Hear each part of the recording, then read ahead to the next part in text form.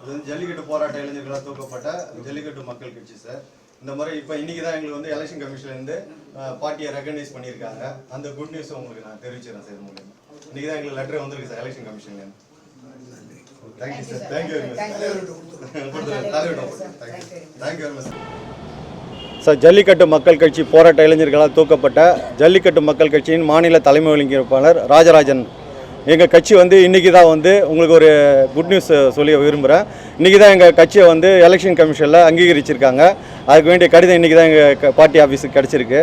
இந்த முறை வந்து எங்கள் செயற்குழு பொதுக்குழு உறுப்பினர்களின் விருப்பத்திற்கு இணங்க, அவர்களுடைய முடிவிற்கு இணங்க நாங்கள் திமுக கூட்டணிக்கு இந்த முறை வந்து ஆதரவு கடிதத்தினை ஐயா அமைப்பு செயலாளர் ஆர்எஸ் பாரதி ஐயா அவர்களிடம் இன்று நாங்கள் ஒப்படைத்திருக்கிறோம்.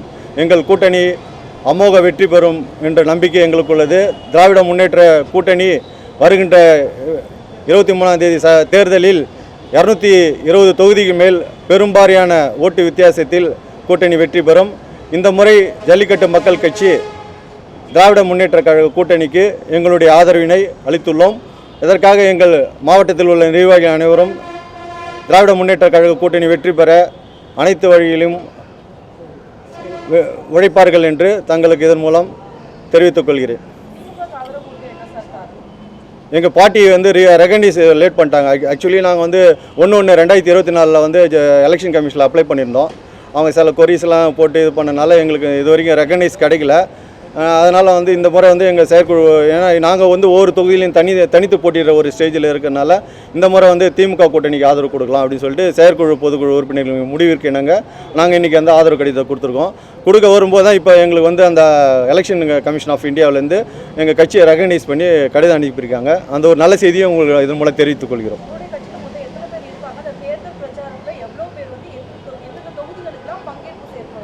இதுவரை எங்கள் கட்சியில் வந்து 3 லட்சத்துக்கு மேலே உறுப்பினர், 15 லட்சத்துக்கு மேலே உறுப்பினர் இருக்காங்க.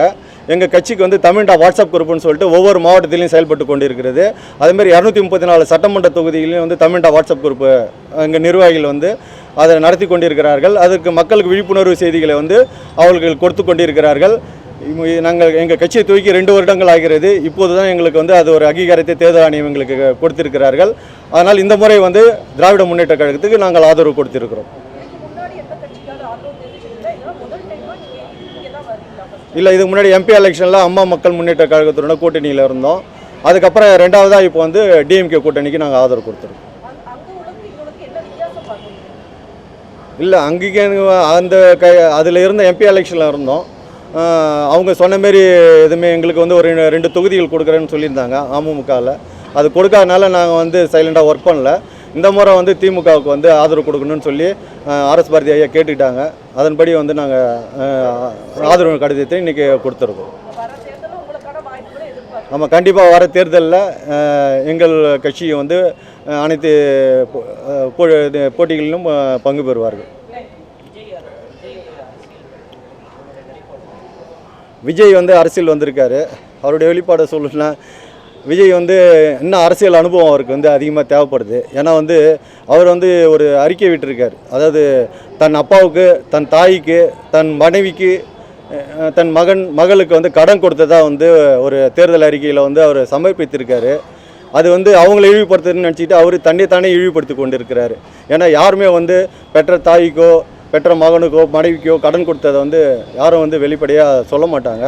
இவர் ஒரு படத்துக்கு 200 கோடி சம்பளம் வாங்குகிற ஒரு நடிகர், ஒரு அரசியல் கட்சி தலைவர், இதை வந்து வெளிப்படுத்தியிருக்கக்கூடாது. அது வந்து ஒரு தரந்தாழ்ந்த செயலாகவே நான் கருதுகிறேன். இன்னும் அவருக்கு அரசியல் அனுபவம் இன்னும் அதிகம் தேவைப்படுகிறது. தமிழக மக்கள் கேரளத்து மக்களை போல் சினிமா தலைமை, இதேமாதிரி தற்கொலைத்தனமான சினிமா தலைமை நிச்சயம் தவிப்பார்கள் என்று நம்புகிறேன். ஏதோ முன்னிறுத்தி ஆதரவு கேட்பீங்க திமுகவுக்கு? எந்த கொள்கையாக? திமுக கடந்த ஆண்டுகளில் பல சிறப்பான திட்டங்கள்லாம் செயல்படுத்தியிருக்காங்க. இப்போ இருக்கிறது கூட்டணின்னு பார்த்தீங்கன்னா, திமுக எங்கள் செயற்குழு பொதுக்குழு உறுப்பினர்கள் முடிவுக்கினங்க திமுக கூட்டணி தான் வந்து சிறந்தது என்று நாங்கள் முடிவெடுத்து இந்த முறை வந்து திமுக கூட்டணிக்கு எங்கள் அமோக ஆதரவை கொடுத்திருக்கிறோம். ஆதரவு கடிதத்தையும் இன்றைக்கி அளித்திருக்கிறோம். தேங்க்யூ.